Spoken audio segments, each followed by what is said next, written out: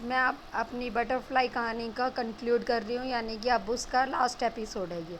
आपने वहाँ तक सुना था ना कि उसके पापा उसको बताते हैं कि भाई मैं तेरे घर में ऐसे ऐसे जन्म लूँगा, जो बच्चा बटरफ्लाई बना देगा और उसके ऊपर येलो स्पॉट होंगे, इतना आपको सुना दिया था ना मैंने। और अपेक्षा, उसके बाद अपेक्षा के घर में वो पेन ड्राइव पहुंचा दी जाती है सुरेश अंकल के थ्रू, और उसके बाद अपेक्षा फिर कभी नहीं आती है उससे मिलने। यस।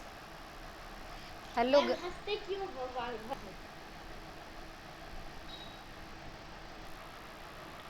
हेलो गाइस, मैं अपनी कहानी बटरफ्लाई आपने वहाँ तक सुनी थी ना, अब उसका एंड है इस एपिसोड में। तो वहाँ तक आपने सुनी थी कि उसकी सोल आती है और सब चीज़ बता के जाती है कि उसका पुनर्जन्म होगा और मे बी उसके बेटे के घर में ही वो आएंगे। यहाँ तक आपने सुना था ना। और अपेक्षा का तो ये है कि अपेक्षा की जो उसका एक ही मकसद होता है कि वो डॉक्यूमेंट उसके पेरेंट्स तक पहुंचाना, जो खो गया था उसका एक्सीडेंट में, जो होते हुए उसकी पेन ड्राइव गिर गई होती है उसके पेरेंट्स के, उसमें बहुत ज़्यादा इम्पॉर्टेंट डॉक्यूमेंट होते हैं, तो वो उसके घर पहुंचा दिए जाते हैं। और जब से वो पहुंचा दिए जाते हैं उसके बाद अपेक्षा कभी किसी को नज़र नहीं आती, मतलब कि पीटर को भी नहीं मिलने आती, मतलब दिखाई नहीं देती है। यानी कि अपेक्षा का मकसद पूरा हुआ, उसकी सोल चली जाती है, मुक्त हो जाती है और वो धन्यवाद करके जाती है पीटर का, और उसके पापा की सोल से उसको मिला देती है, बता के कि भाई बटरफ्लाई बन के ऐसे ऐसे इस समय तेरे पापा तो उससे मिलेंगे। और अब पापा भी वही बोलते हैं पीटर के कि मेरा पुनर्जन्म होगा और मैं तेरा बेटा बन के ही तेरे घर में जन्म लूँगा। तो ऐसा ही कुछ सालों के बाद समय गुजरता है, पीटर पढ़ाई लिखाई करता है, फिर पीटर की शादी होती है और उसकी पत्नी आती है। फिर दो तीन शादी के 2 साल 3 साल के बाद उसके यहाँ ट्विंस बच्चे होते हैं, एक लड़का और एक लड़की। अब वो लोग कंफ्यूज हो जाते हैं कि उन्हें ये तो पता था कि भाई सोल हो सकता है पुनर्जन्म ले पापा की, पीटर को इंतज़ार था कि मेरे बच्चे के रूप में मेरे पिता वापस आएंगे, उसे भरोसा था पूरा। और वो जब बच्चे हो रहे होते हैं तो वो हॉस्पिटल में खड़ा होता है और वो उसी स्टिक को लेके जाता है जो पापा दे के गए थे, विश वाली, कि मेरे पापा को भगवान, मतलब गॉड, प्लीज़ मेरे पापा को मेरे ही घर में भेजना, कि जो आने वाला बच्चा है उसमें मेरे पापा की सोली आए और वो मेरे पापा मेरे पास तक वापस आ जाएं कैसे भी करके। तो दो जुड़वा बच्चे होते हैं, फिर वो लोग कंफ्यूज हो जाते हैं कि कौन सा बच्चा है जो पापा की सोल कौन से बच्चे में है। एक लड़का था एक लड़की होती है उसको। फिर धीरे धीरे बच्चे स्कूल जाते हैं।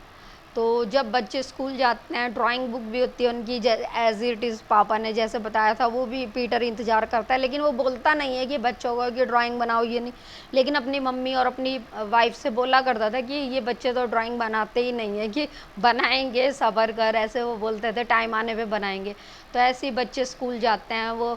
और जब उनका आर्ट कंपटीशन होता है तो सब बच्चे, कोई कुछ बना रहा होता, कोई कुछ बना रहा होता, लेकिन जो पीटर का बेटा होता है, उसका बेटा सैम होता है, तो सैम एक एक बहुत बड़ी बटरफ्लाई बनाता है, जो कि प्रिंसिपल भी शॉक्ड रह जाती है कि इतना छोटा बच्चा इतनी सुंदर बटरफ्लाई बना रहा और इतना बढ़िया कलर उसमें भरता है और ज़रा भी स्पॉइल नहीं होता है कलर। उसकी आर्ट का तो कमाल होता है कि ऐसा लगता है कि सचमुच की तितली ड्राइंग बुक में चिपका दी गई है।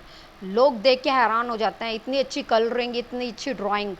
और वो, उसको फर्स्ट प्राइज़ मिलता है उसके बेटे को, और ऐसे उसके पेरेंट्स को बुलाया जाता है और बताते हैं कि तुम्हारे बच्चे ने कंपटीशन जीता है, पीटीएम में बताता है।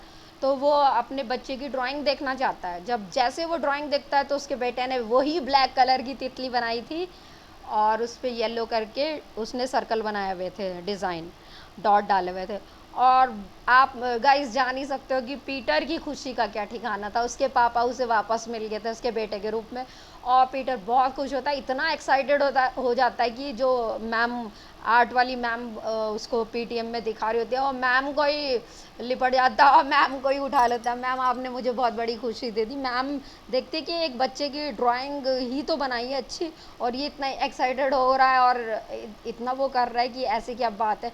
फिर वो मैम को बोलता है, मैम आप नहीं समझोगी लेकिन मुझे मेरे पापा वापस मिल गए, कह के वो थैंक यू करके अपने बच्चे को गोद में लेके और घर चला जाता है और वहाँ अपनी पत्नी को और अपनी माँ को बताता है अपने बेटे के बारे में कि सैम ही पापा हैं। और इस तरह से हमारी ये बटरफ्लाई, क्योंकि बच्चे ने बटरफ्लाई बनाने के बाद बता दिया था कि मैं वापस आ गया हूँ, यानी कि बटरफ्लाई बना के उसने बता दिया था कि पापा सैम सैम बन के उसके घर में लौट आए हैं। तो ये मेरी बटरफ्लाई का एंड होता है कहानी का। गाइस आप लोग अपने कमेंट्स में बताना कि कहानी आपको कैसी लगी।